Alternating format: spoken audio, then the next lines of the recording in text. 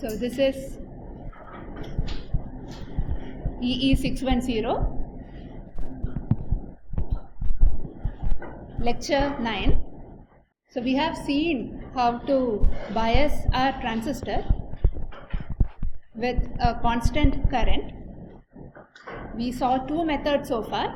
One was sensing at the drain and feeding back the information to the gate. Right? How did we achieve this? To sense at the drain, we connected an IRF or an ideal current source at the drain, and then we fed back that information to the gate as shown here. Right? So this was called as drain feedback. The other method was to sense at the source and feed that information back into the source. Right? And this was called as source feedback. What did we have to do to achieve this? Where do you connect the current source? We connect the current source to the source. The drain is connected to some VDD. Anyways, we are not connecting any information, adding any information to the gate. So we bias it at some constant VG naught. And this act of connecting the source, act of connecting the current source to the source terminal of the NMOS transistor ensures that there is a negative feedback involved. Right? Now, of course, there are two more possibilities. What are the other two possibilities? I could sense at the drain and feed back the information to the source, right? Or I could sense at the source and then feed back that information to the gate. Is that clear? Now, before we discuss the other two possibilities, let's now take a deeper look at negative feedback loops.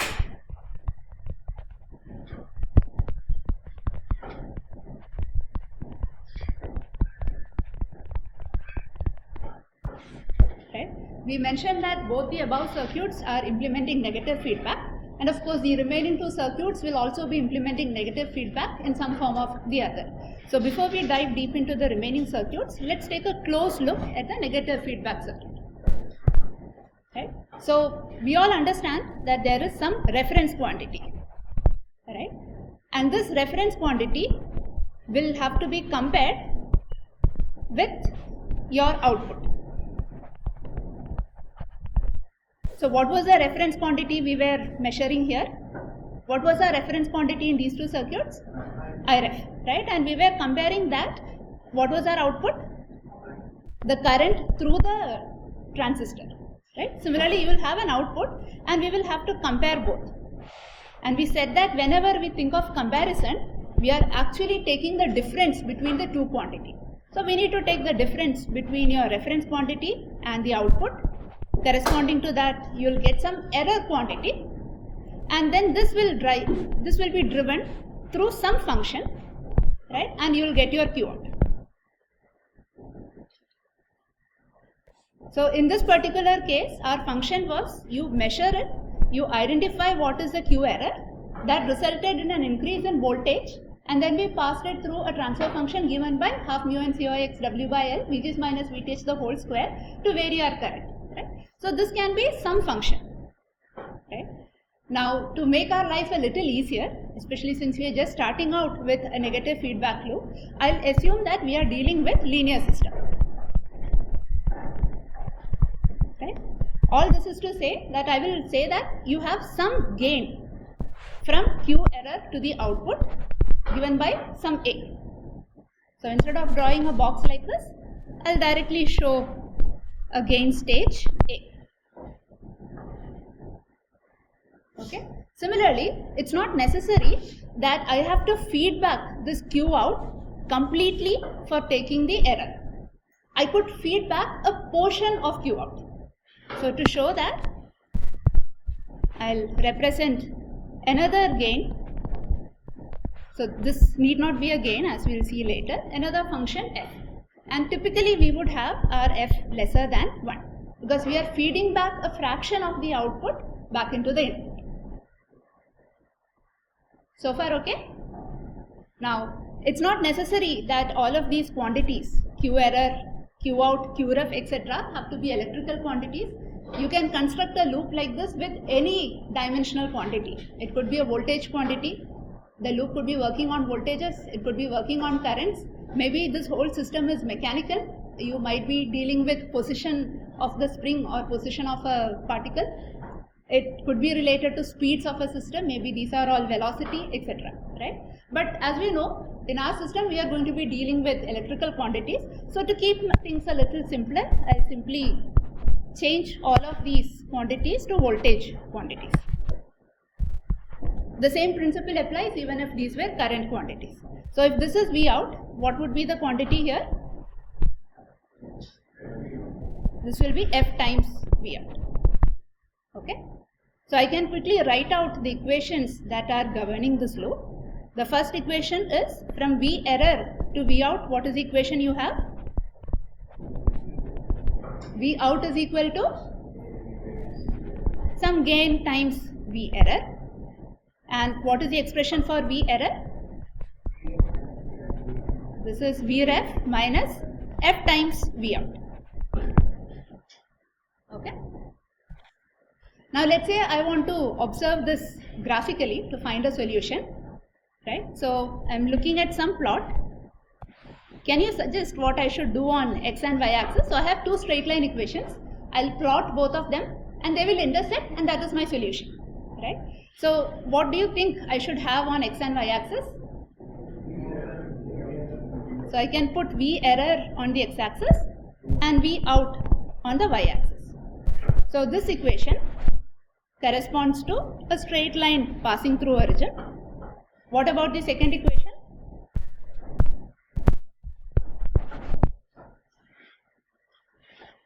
What is the slope of that line? Slope is? Rearrange this, write it in the form of y equal to mx plus c. Your y is V out, x is V r. Slope is minus 1 by f. What is the y-intercept? Is it V ref? V ref by f, right? So V ref by f, and it will have some slope given by minus 1 by f, right? So now this is your solution. Okay. Now this corresponds to some value of error, and you get an output. Okay. Now let's say I make my A larger, right? If I make my A larger, the new curve is going to look like this. So this is for a larger A, right? So now your new solution is here. What comment can you make about the error voltage? Is it smaller or larger than before? It is smaller, right? Now let's say we keep making our A larger and larger. What do you think will happen to the error voltage? It becomes smaller and smaller. And finally, if I tend my A to infinity, what is the V error you get? 0. When V error equal to 0, what is your V out? V out becomes V ref by f, right? So all that I've said is, in this loop, if I make my A large and large and large, the voltage here is tending to 0 volt, right? So if the difference is 0 volt, then V ref has to be equal to f times V out, or V out will be equal to V ref by f. Okay. Now quickly solve this and tell me an expression for V out. You have two equations, two unknowns. Please solve and give me an expression for V out.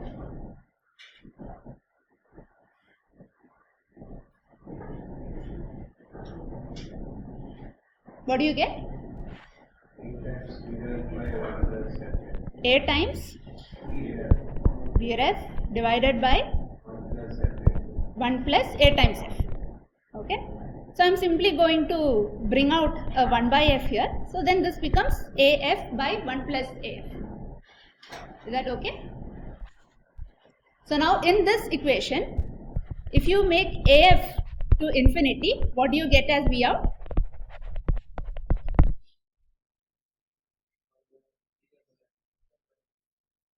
This will simply become equal to 1 by f into V ref. Right? So now looking at this circuit, what is A times F for you? I have given you a loop, right? So we have calculated the gain from V out to V in. So V out to Vref in this particular case. And this was equal to 1 by F when AF tends to infinity, right? So this V out by Vref for this given system is what we typically call as your closed loop gain. Right? So you can see that you have a nice little loop here, right? And if you go around the loop, what is the gain that you see? A times F, right? Therefore, loop gain is simply equal to A times F. So let me stress on this point a little bit more.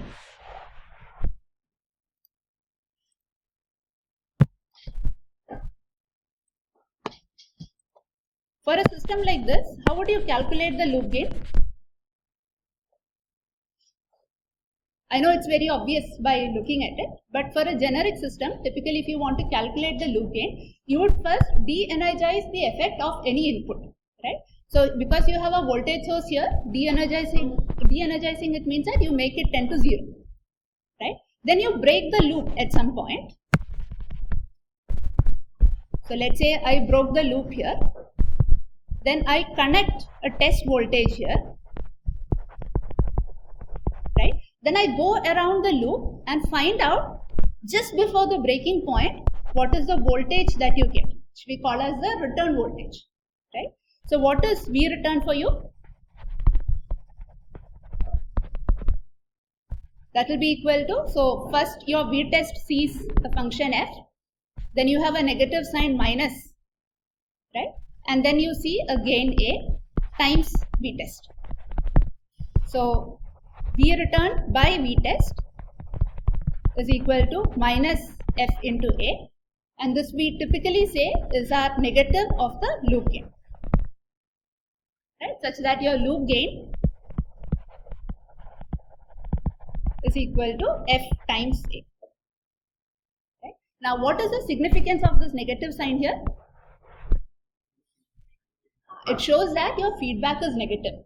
So a nice way to see this is, you can again put a V test voltage and see what is the polarity of the signal that is appearing at V returns, right? Another way to think about this is, it's the same thing, but sometimes it's just quicker to not have to write down the equations, right? So you break the loop, then you yank this voltage up by some amount, right? So if the voltage here increases, what comment can you make about the voltage at this node? Will it increase or decrease? It increases, right? So the voltage here will also increase, right? If the voltage here increases, what comments can you make about the voltage here? It decreases, right? Why? Because you have a negative sign here. If the voltage at the input of the amplifier is decreasing, what comment can you make about the voltage here? That will also decrease, right? So you have taken a loop, you broke the loop at some point, yanked the voltage up, and then when you come back around and see, you see that the loop is trying to kick it back to its original value. It's trying to kick it back. The polarity of the reaction is opposite to that of the input that you give, right? So this tells you that the loop is in negative feedback, and this is the ultimate test that you can do to check if it is in positive or negative feedback. Okay, so now let's quickly take a step back and see the result that we have got. So we found that if AF tends to infinity, you can make your V out to be equal to 1 by F times Vref, right?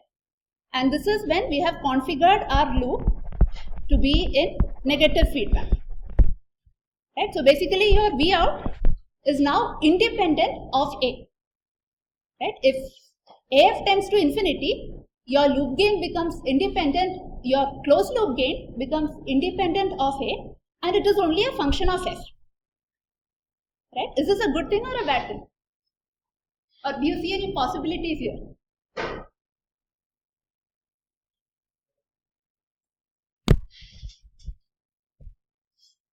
Right? So we said that when we implement with transistors, the GM is a function of transistor properties, right? The GM is a function of mu and COX, VTH, etc. Similarly, RDS is going to be a function of transistor properties, it's going to be a function of temperature, etc. Right? Which means it's not very easy to realize a gain which is stable and reliable, because when temperature changes, it might change. Right? We went to current biasing because the sensitivity of GM to transistor properties is lesser when it is biased with a constant current. But it is still not immune to the changes. If mu and COX changes, your GM was still changing, right? So we can to some extent limit the variation of GM, or in other words, to some extent limit the variation of gain with respect to transistor properties, right? But we cannot completely remove it. Now, on the other hand, on the feedback path, all that you can have, you can choose to have only an attenuation here. And what is the easiest way to get an attenuation? A resistor divider, right? So on the forward path, you have some gain, and we say that we'll focus only on achieving a very, very large gain. We are not worried about its exact value, focus on a large gain, right? On the negative path, you can achieve an attenuation, and you can achieve this attenuation using a resistor divider, right? This is one of the examples. But you can achieve an attenuation using some combination of resistors or even other components. Right? Now, what is nice about the resistor divider? Power dissipation. So, when you have a resistor divider, so let's focus on this particular case, right? When you have a resistor divider, the output is going to depend on a ratio of resistors, right? And we said that on a chip, when you implement resistors, you cannot guarantee their absolute value, but you can guarantee that the ratio is going to remain same. Right? So now our aim of achieving a particular gain has been split into two problem statements. Right? The first problem statement is to achieve a very large gain. Right? And the second problem is to achieve a reliable, stable F. Okay? Is that okay? Right? So now we said that we want to make AF tend to infinity, but F is of course will be determined by the output gain that we want, right? Which means we simply focus on making our A tend to infinity. Right? Now if A is very, very large, even if there is some variation in A, it doesn't affect our output. So let me quickly give you an example. Let's say the F we want is 1. Right? We are looking at getting a unity feedback. We are feeding the whole of V out to V in, right? Such that, so our loop is now going to look like this. So let's say this is some V in. You have some A here. This is your output.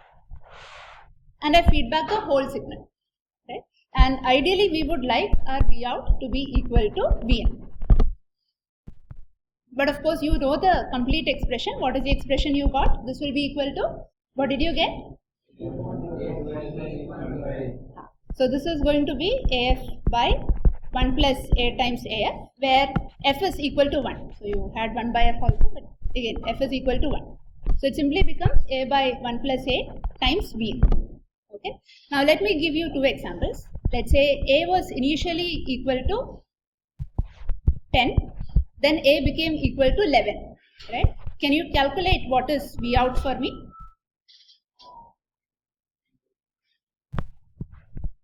And the second case is, let's say A was initially equal to 1000, then instead of making it 1001, let me show you a drastic change. Let's say it became 2000. What is V out?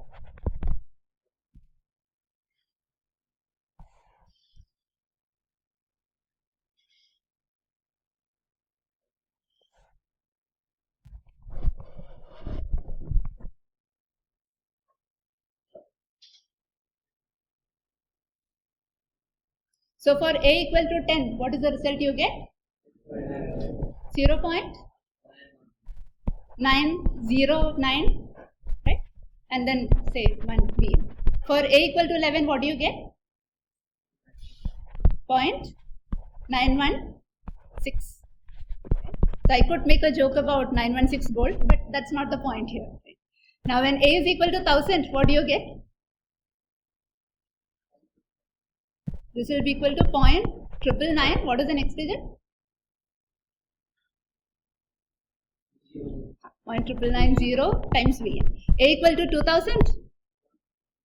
It's 0.995 times Vn. Okay. So here you see that the difference you get at your output when A changes by just 1, from 10 it went to 11, is so much. Right? But here your A went from 1000 to 2000, it doubled.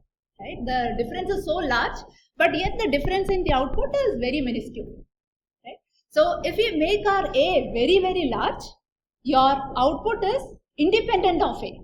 Right? Any other variation happening in A will not affect your output in a significant manner.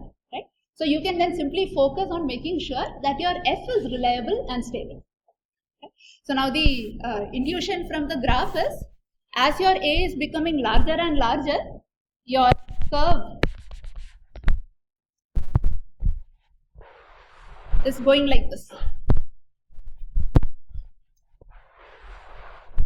Right? So you see that the output is approaching, so it should have passed to the origin.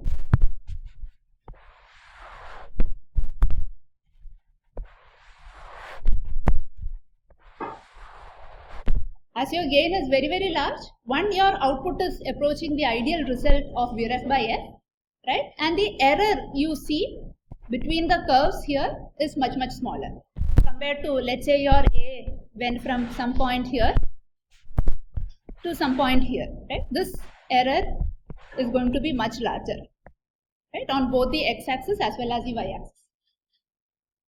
Okay. So any questions on this? Okay, then quickly help me realize a circuit where your V out is twice V in. How do I do this?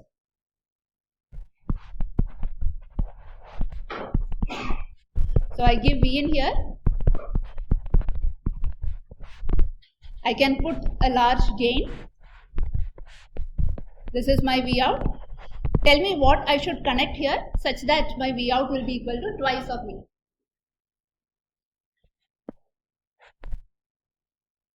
What should I realize here? What should be my F value? F value has to be 1 by 2. Right? Tell me how I can achieve this using a resistor divider. So I simply connect some resistor here, and the same resistor will be connected here, so that this node is now at V out by 2. Right?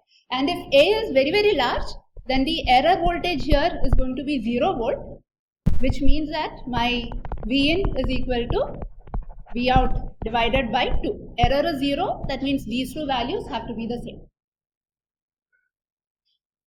Okay.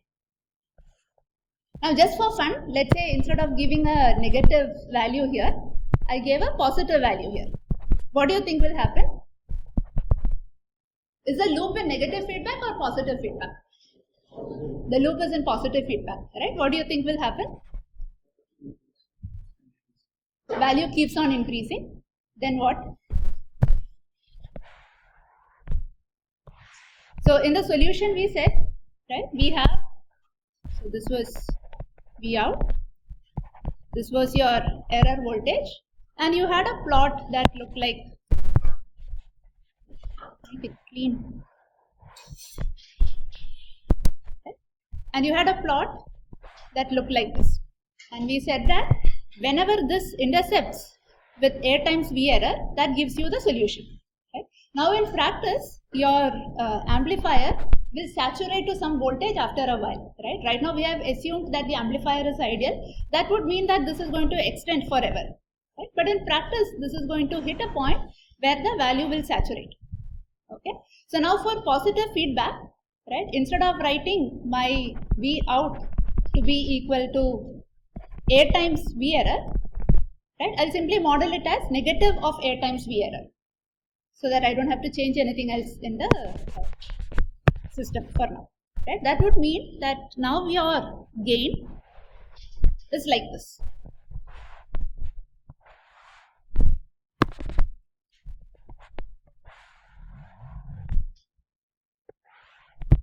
Right? Instead of A times V error, I have written it as minus A times V error with some saturation point after a while. Right? Now if I extend this line, you see that there are three solutions. There is one solution here and there are two other solutions here. Right? Now even if you start off with this solution, right, you know that as I go around the loop, the quantities are simply going to increase. Right? So let's say I started from this solution, and let's say due to some reason the voltage here increased by some amount. Okay, so I'm talking about my V out increasing. V out increasing would mean that I am moving through the curve in this direction. Maybe I reached here. Okay, now if your V out increases, what comment can you make about this voltage? This increases, what happens here? Increases, right? Because you are going through a plus sign. Therefore, at the output of the amplifier, you will still see an increase. So your V out increased by some amount, the amplifier came back and kicked it up even more, right? Which means now you are moving further and further away from this point. And eventually, it will come and settle to this solution. Now, if you had started off with the other possibility where your V out decreased, then you will see that you will come and end up with this solution. So, if you take an infinite gain amplifier, put it in a positive feedback loop, your outputs will eventually be stuck at either the positive saturation voltage or the negative saturation voltage. Right? But if you put that infinite gain amplifier in a negative feedback loop, then you have a clearly defined output based on whatever the value of the feedback factor is. Is that okay? Now these feedback systems are present everywhere. Like for example, let's say TAs and myself were very lenient during the exams and we don't do the invigilation properly, right? Then you have enough motivation to copy it. Copy during the exam and enter into other dishonest practices. Now if that happens and we reward you with more marks, right, what do? You'll be inclined to do that even more. Right? So that is positive feedback where the ideal behavior from a student is where the actual behavior from the student is deviating from the ideal behavior that we expect. Now, instead of rewarding you, let's say we gave you a strong penalty, right? If we give you a strong penalty, then there is an error correction, right? You will tend not to repeat it in future. Now, let's say we make the penalty even stronger, which means whatever this function is, we are increasing its gain by a large amount, right? Then the chances that somebody will even think of copying is minimized, right? The error here is going to be very small, which means all the students are having an ideal behavior as we expect. So you can find such feedback loops in daily lives also, and this is just common sense and we are making use of it in circuit design. Okay, good. So now, given a system like this, you know how you can get V out to be equal to some factor times V in. Right? Now, do you see a business opportunity here? Right? Let's carefully look at this block. So let me take the ideal circuit. Let's carefully look at this block. Right? If I make a system that can take the difference of two voltages and then amplify it with very, very large gain, right, then that is a very, very good business opportunity because I can sell infinite number of these products. Maybe not infinite, but very large number of these products. Why? Because I could sell it to multiple customers. Each customer can design their own feedback factor to get different gains. Okay? So now let me focus on this highlighted portion, which is you have two voltages, V1 and V2. You take a difference between them. This gives you some V error. And then you follow this up with a very large gain to give you a V out. Okay? Now I can implement the circuit, put it on a chip, and there will be a lot of customers for it. And if I can sell millions of these circuits, hopefully I can make billions from it. Right? So Some smart people figured out this logic and they implemented this on a chip. And this circuit is what we call as have you seen this before? Yeah, so this becomes your operational amplifier.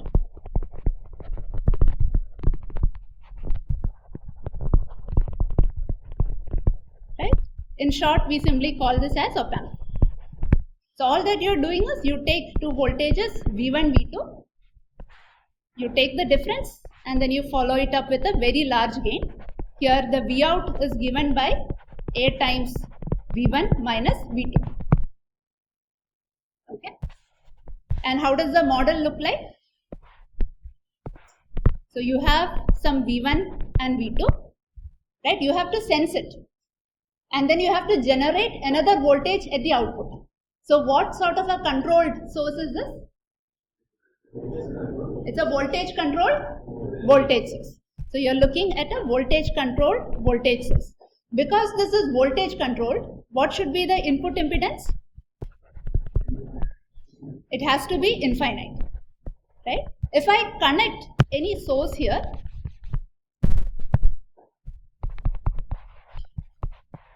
right? Anytime you have a source, it comes with its own resistance.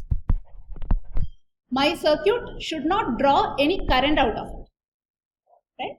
Or the whole of Vs should appear between V1 and V2.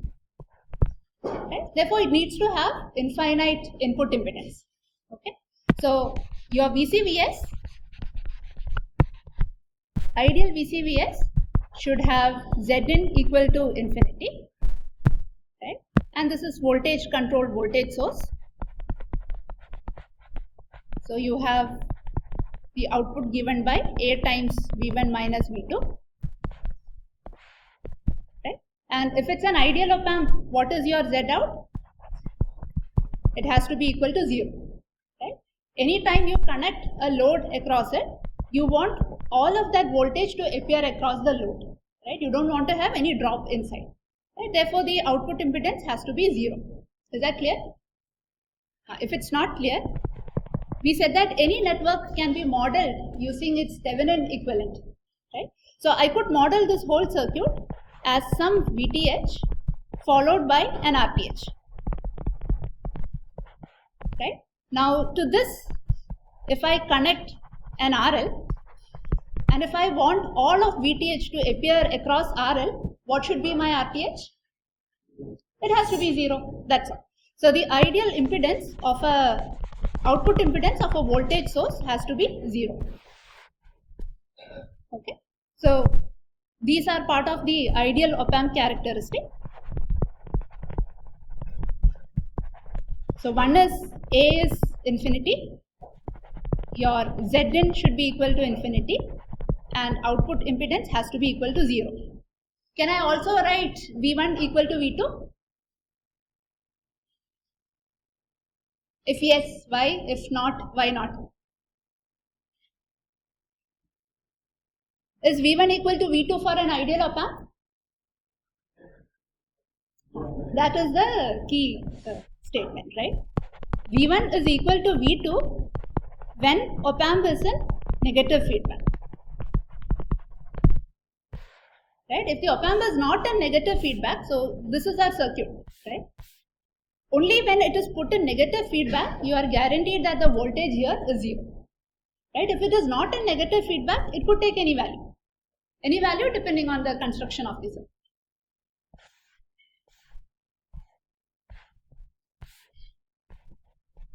Okay, so I'm sure everyone has seen op-amp before. Is there anyone who is seeing op-amp for the first time? Good. So now if I wanted to get V out to be equal to 2i of V in, how do I achieve this using the op-amp? So I take the op-amp, right? To one terminal I have to connect V in. I know that for the other terminal, I need to introduce a factor of half, which I can simply obtain like this.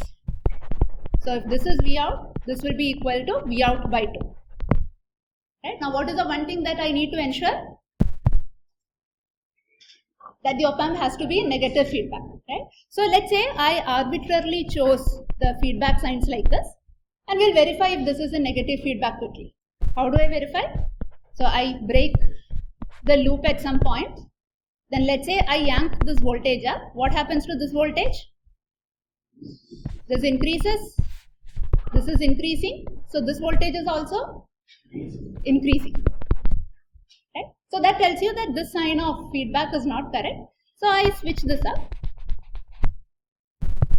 This becomes plus, this becomes minus. Then I repeat the process again. If this is increasing, your output here is increasing, which means because you are feeding it through the negative sign of the op-amp, this decreases. Is this okay? Now you would have always seen that the feedback signal is connected to the negative terminal. Now just because you fed back the signal to the negative terminal, your op-amp may or may not be in negative feedback. That alone doesn't guarantee that your op-amp is in negative feedback. The ultimate test, like I said, is to break the loop, go around and check if the op-amp is trying to bring the voltages to the original level. Okay, so let me give you another circuit. You can tell me what the polarity of the op-amp should be.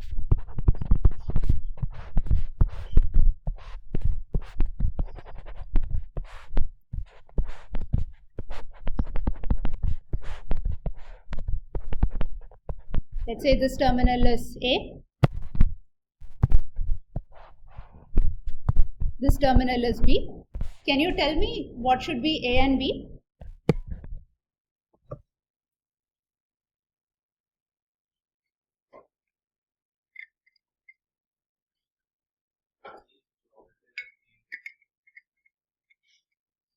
A is positive and B is negative. Any other answers? Feel free to discuss and then give me an answer.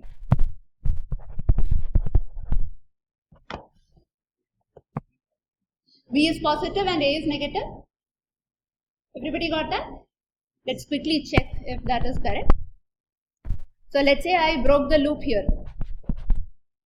right?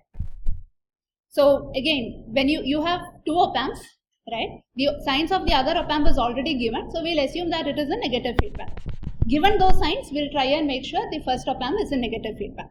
So if I yank this voltage up, right? So I will assume that this is, so the solution you have given me was this, right? So I'll arbitrarily assume that this is the polarity of the op-amp. I'll go around the loop and see if this polarity is keeping the op-amp in negative feedback. Okay. So I increase this. This increase is happening at the positive terminal of the op-amp. Therefore, at the output, will I see an increase or a decrease? I will see an increase, right? So again, corresponding to the negative terminal of the op-amp, I am seeing an increase. What do I see here? I will see a decrease, right? Which means I will see another decrease here. Okay. So this polarity is keeping our op-amp in negative feedback. Right, and this polarity is fine. Okay, now let me make things a little more interesting. I'm removing the signs of the op-amp here. And let's say I add one more resistor here. So this is my op-amp 1. This is A1, B1. Op-amp 2, A2 and B2. Please identify the polarity for both the op-amps such that overall the system is in negative feedback.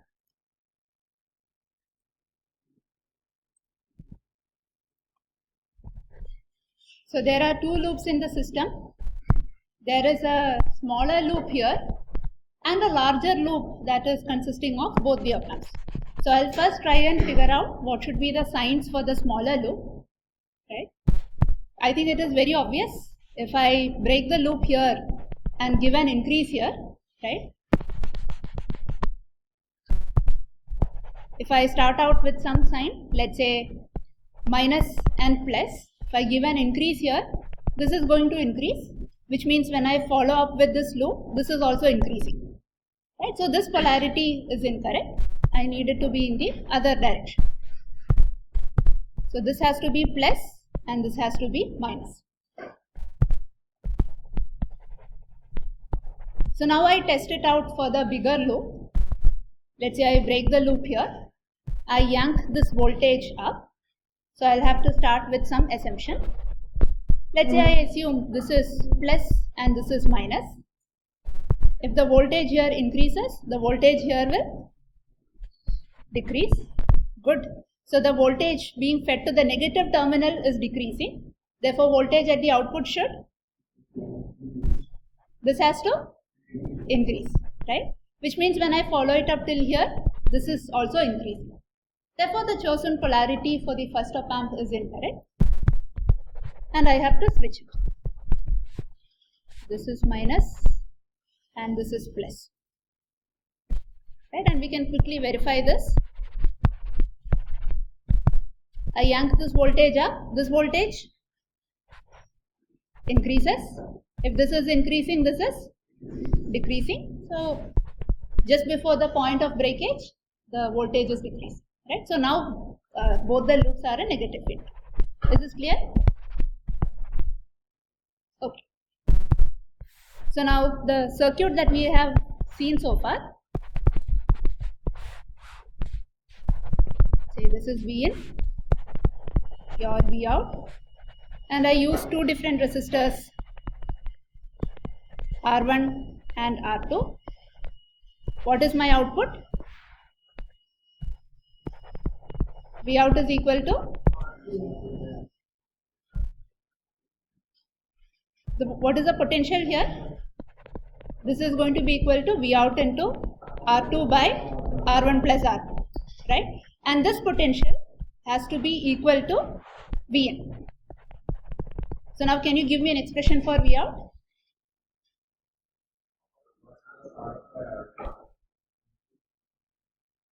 So it is something into Vn. What is this something? This will be equal to 1 plus R1 by R2. Okay? This configuration is also called as the non-inverting amplifier.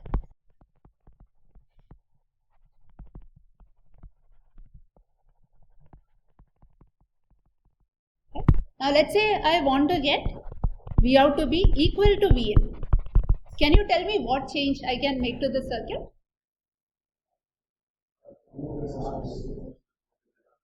Sorry? R2 should be much greater than R1, right? So can you give me very specific conditions? I can either make R2 to be infinite or R1 to be 0 or both, right? And what does R2 being infinite mean? Open circuit. I don't even have to put the component, right? So all that I have to do is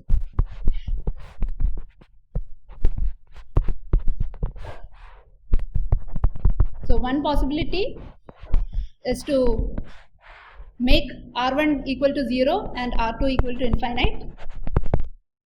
Another possibility is to have some R1 but make sure R2 is infinite. And the third possibility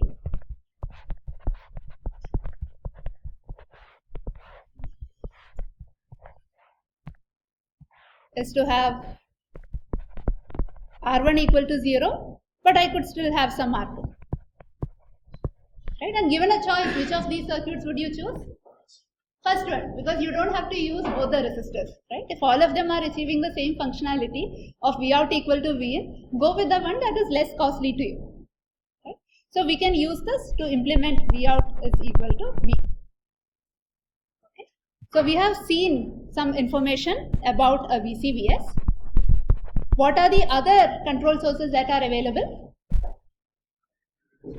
Current control, voltage source. What else? Voltage controlled current source, current controlled current source. Quickly tell me what is the expected Zin and Z0 value for these. For the first one we saw that this is infinity, this is 0. Current controlled voltage source?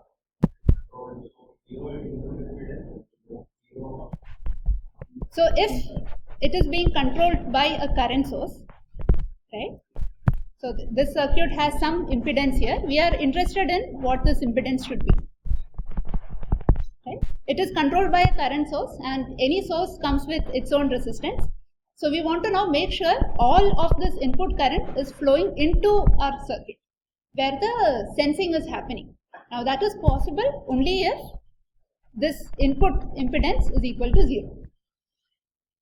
It is coming in parallel with something, and we want all of this current to flow into our circuit so that it can be sensed correctly.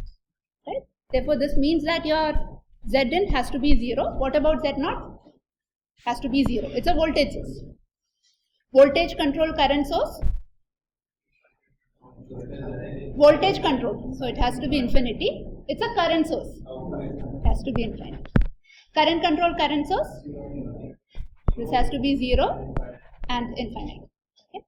Now let's see how we can implement a current control voltage source using an amplifier, using an opamp.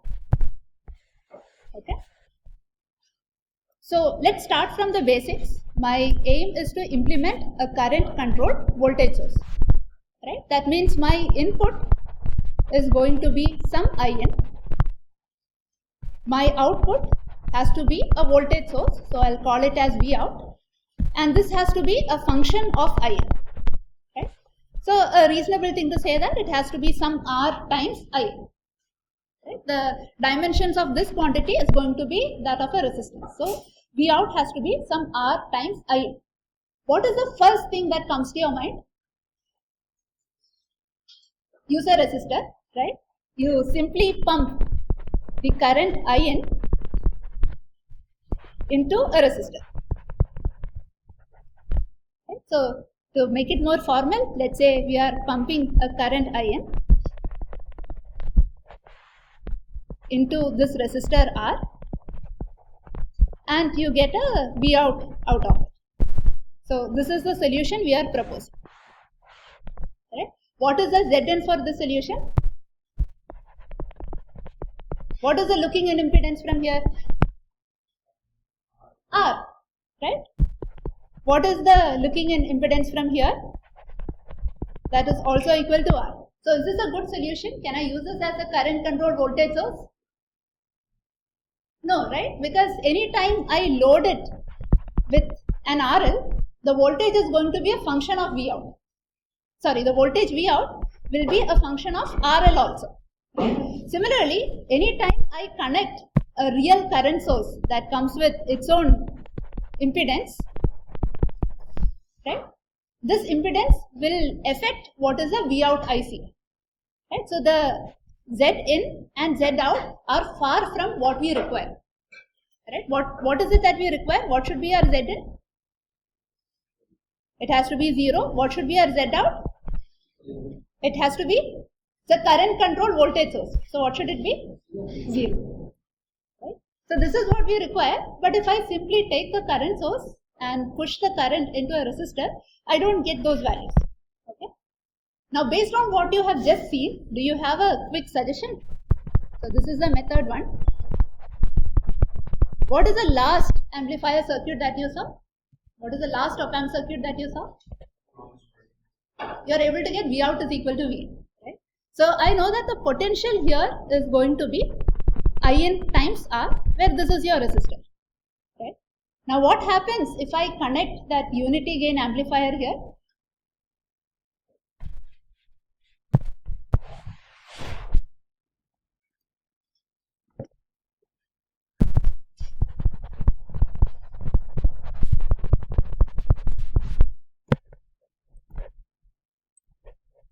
Right? So all that I am saying is, if there was some unit that could sense this Vn, right, and it is giving you an output given by 1 into Vn,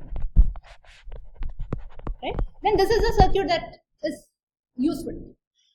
Is it ideal? We'll see in a minute, but this is much better than earlier, right? Because at least the looking in impedance at the output, how much is this? Z0 is equal to 0. Okay? So let me quickly hook up the circuit.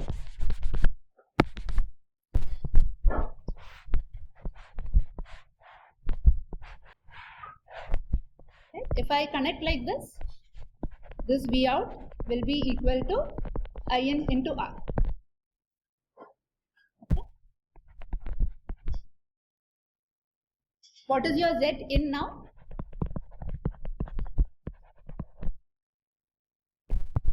So this is your input. Z in is whatever you see looking down from here. What is your Z in? Z in is R. Z out? Why is Z out 0?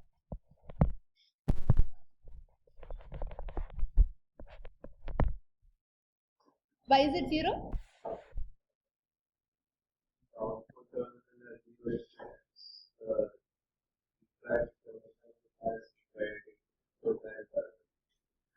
That is a reasonable solution, right? Is that clear, or should I explain it using connecting a V test and then checking the I test? This is clear? Okay, good. So Z out is equal to 0. Is this good enough? It's better than earlier, but we would like to do better because your Z in is still equal to some R.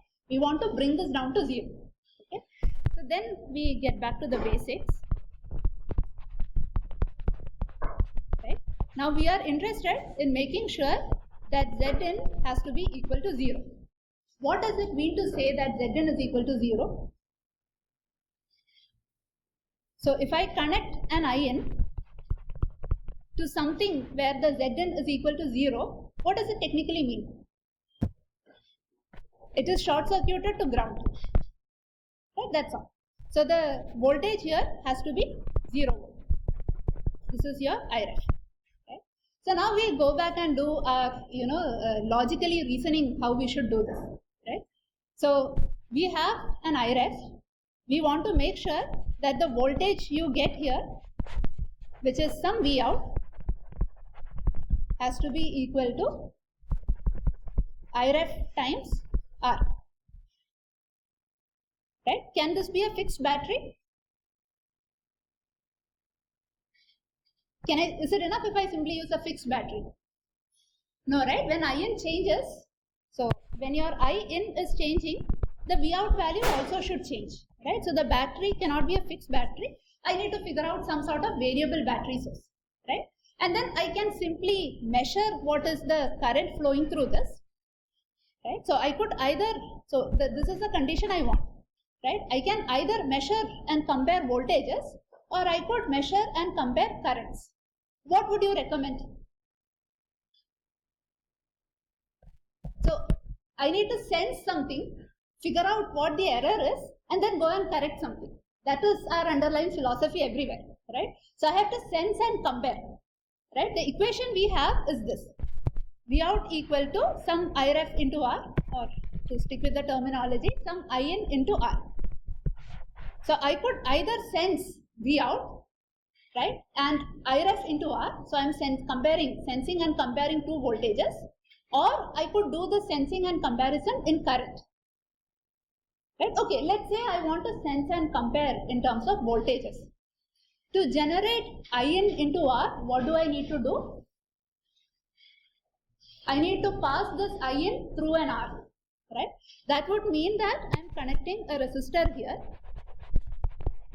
Right? So that I get a voltage In into R. But this is problematic because the moment I connect a resistor here, the input impedance seen by the input source is not 0 anymore. Right? So I cannot connect a resistor to this node. I need it to be grounded.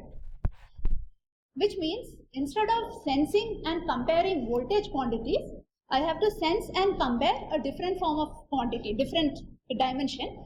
And a more suitable thing in this case would be current. Because I can rewrite this equation as V out by R is equal to In. So far okay?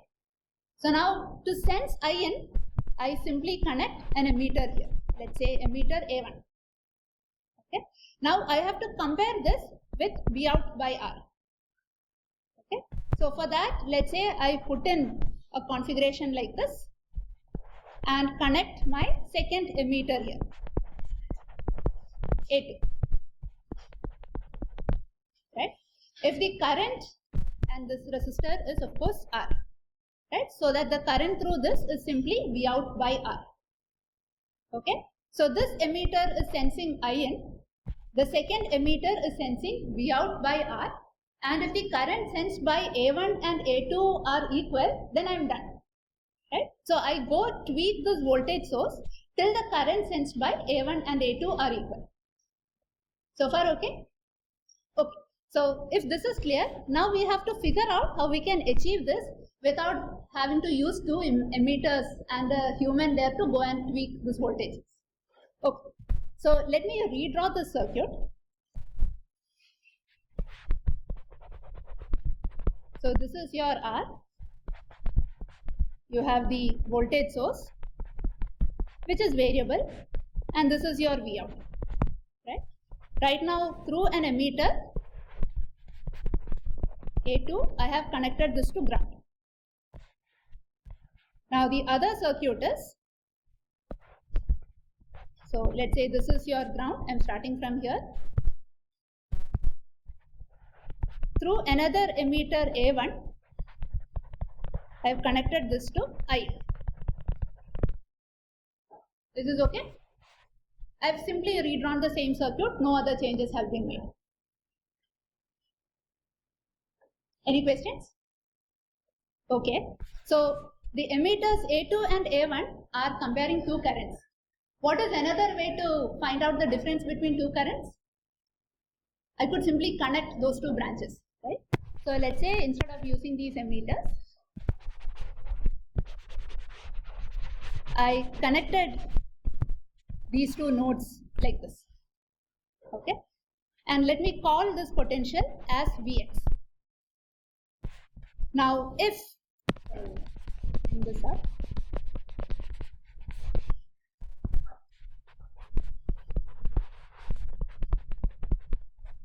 So this potential is Vx, this potential is your I, right?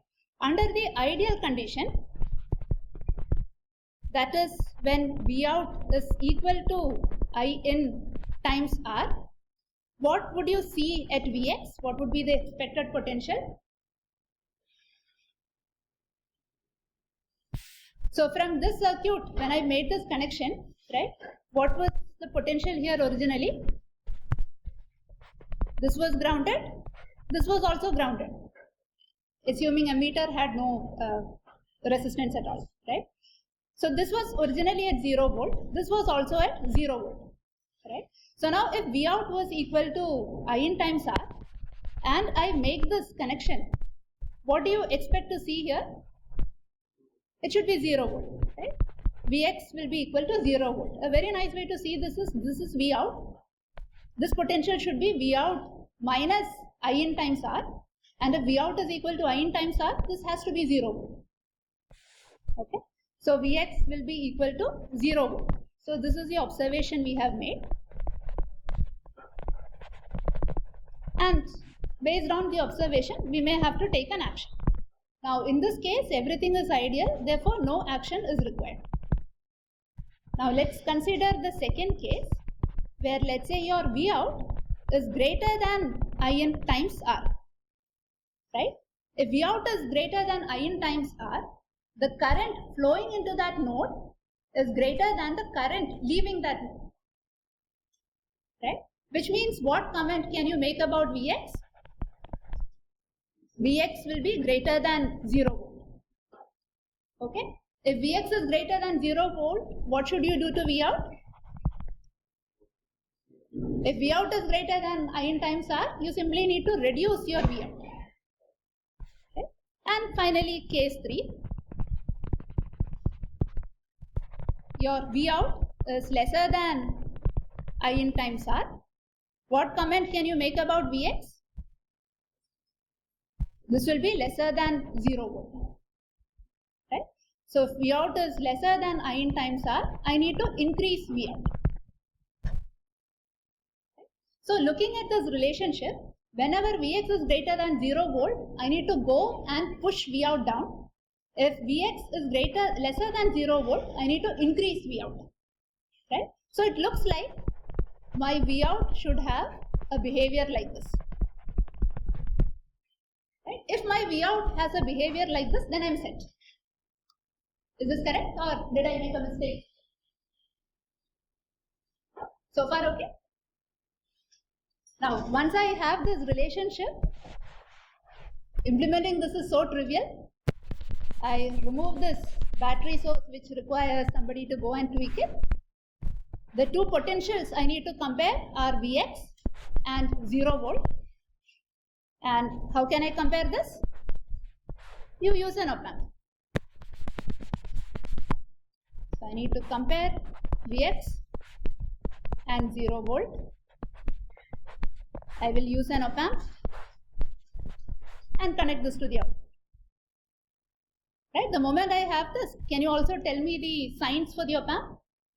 Vx should be connected to minus terminal. So this is negative, this is positive. So take a minute and see if you have any questions.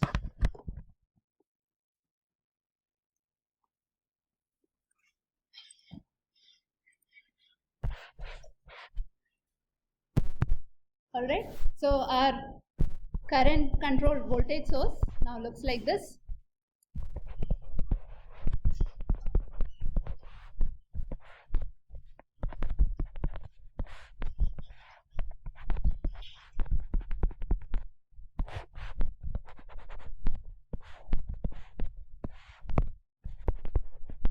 This is R.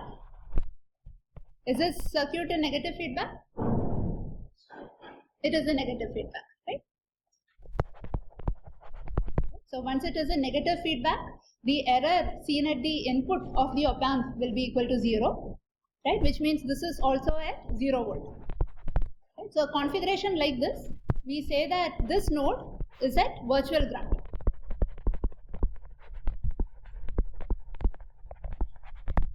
Right? And this principle of V error, that is V1 minus V2 tending to 0, is also called as virtual short.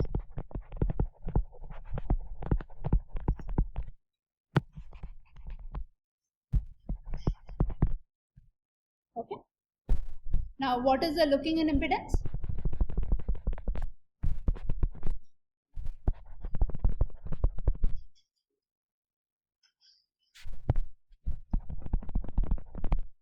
So this is the circuit that we have proposed. Can you tell me the input impedance of this circuit? It is 0. Why?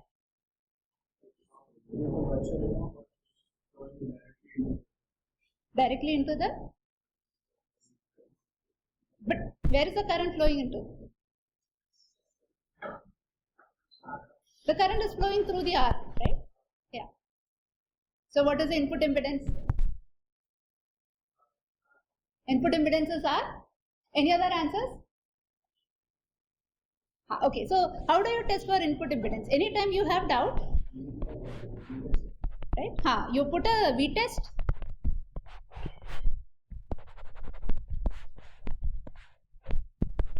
Anytime you have a doubt about these things, right? Don't try to guess. You immediately connect a V test or an I test and then check for it, right? In this case, is it easier to connect a current source or a voltage source?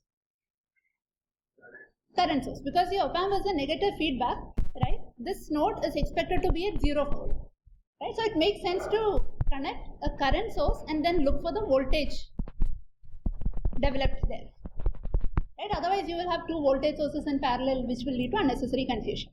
So if I have an I test here, right, any amount of I test can flow through this. The potential drop across it is still going to be 0 volt. Is that clear? So all that I am doing is I have some unknown device. If I give you this unknown device and ask you to calculate its impedance, if you are in a lab, you will either connect a voltage source across it or a current source across it and then measure the other parameter. So all that I am doing is I have connected a current source here, some test current, right, and I am measuring the voltage developed across these terminals. So I have connected a test current and I see that the voltage is 0 volt irrespective of the test current, right? So now when I do V test by I test, my V test is 0, therefore the impedance is also 0 ohms. Is that clear? Any questions on this? Okay. So your Zin is 0 ohms. What is your Z out? 0 ohms again. So this is a very ideal current controlled voltage source. So now if I connect an IN here, you know that the output voltage is going to be IN times R. Now let's say our IN current source was not very ideal. We took a crappy current source. So we had some, let's say Rx in parallel with this IN. How does your output change?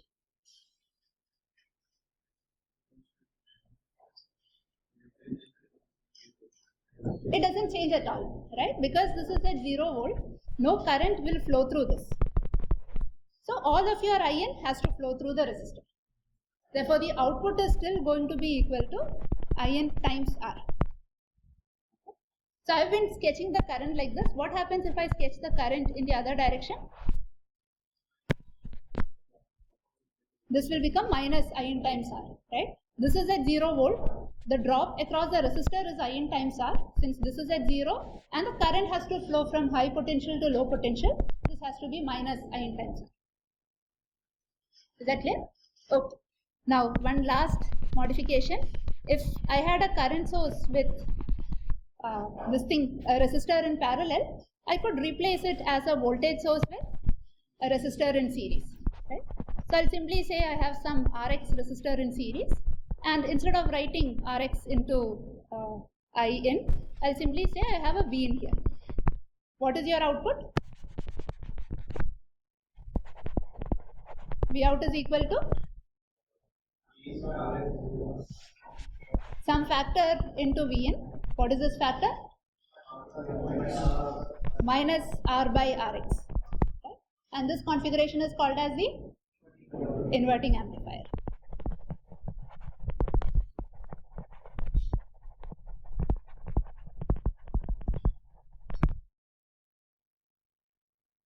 So far okay? Okay. So now again, this is a very, very useful, the opamp is a very, very useful circuit, right? And we will eventually learn how to implement an opamp, right? And whenever we are trying to implement an opamp, we are trying to implement an ideal voltage controlled voltage source, right, with infinite gain. So we'll come to that a little later in the course. But right now, let us get back to biasing our transistor with a constant current ID. Right? And we'll focus on how to bias this to get a constant current ID, or let's say a constant current IREF, and say I want to sense at the drain node and feed it back to the source node. What are the possibilities? I could sense and compare either at the drain node, or I could sense and compare at the source node. And then if I want to vary VGS, where all could I have varied it? I can vary it at source, or I can vary it at gate. It's possible to vary both also at the same time, right? So we have seen two configurations. Now let's look at how we can sense at the drain and vary at the source. Right? So can you give it a go? Implement the underlying logic. I'll help you get started. If you want to sense at the drain, right, where should you connect your current source? I mean, yeah, you have to connect it at the drain, right? So you know that you are going to start with connecting a current source at the drain. You see that your gate voltage is not appearing in either of these portions, which means I can bias this to some constant Vg now. Okay? So now imagine if the MOSFET current ID was greater than IREF, what should you do? If the MOSFET current ID is lesser than IREF, what should you do? And figure out if you are able to come up with a circuit. Give it a go.